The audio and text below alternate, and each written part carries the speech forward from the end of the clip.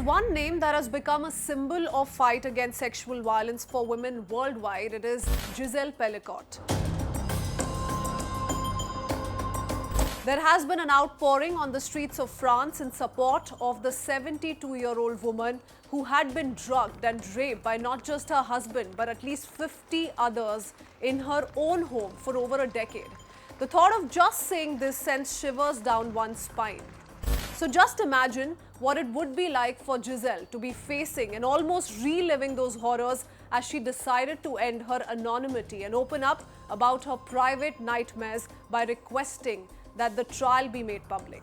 Gisele says she wants to raise awareness around the use of drugs to commit abuse, and as one of her lawyers said, she hopes that shame will change sides.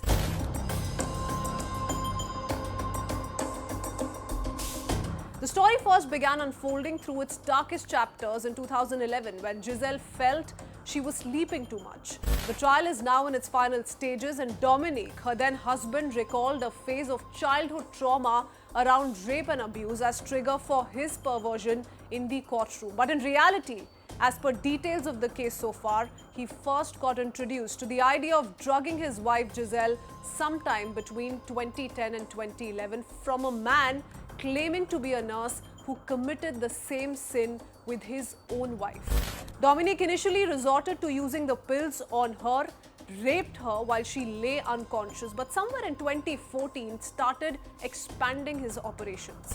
He began recruiting men of all ages to come and abuse his wife and would then film the gruesome act in its entirety. And through all these years of harassment and injustice, though there were many signs of suspicion that Gisele encountered, none exposed her to the brutal reality that was being perpetrated by her husband. It was only somewhere around September 2020 when her husband Dominique was caught filming under women's clothes in a supermarket that life had its own plans of exposing his dark secrets. Soon after Dominique's arrest, post the upskirting incident, police confiscated his phones and laptop, which finally laid bare the over 20,000 videos and photos of his wife being raped by him and others. The police cross-checked the faces and names of men carefully logged by Dominique by using facial recognition technology and were able to identify 54 of them. Even more shockingly, another 21 remain nameless still.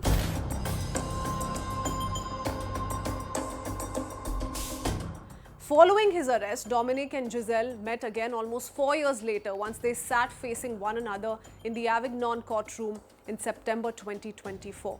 And though Gisele says she's a field of ruins and that she fears the rest of her life may not be enough to rebuild herself, she has remained exceptionally resilient and has turned destruction into her strength.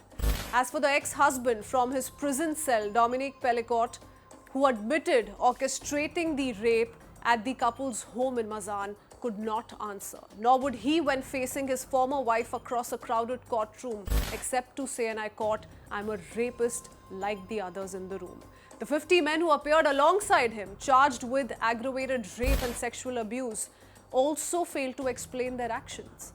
The trial, viewers, is in its final days this week, and the court is expected to deliver its verdict by the 20th of December. But the case has raised broader questions about toxic masculinity, lack of awareness around sexual abuse, especially in the wake of multiple cases of sexual misconduct by prominent actors and directors in France. And like Gisele said, her fight is aimed at the need to educate people about abuse of drugs and drug-induced blackouts.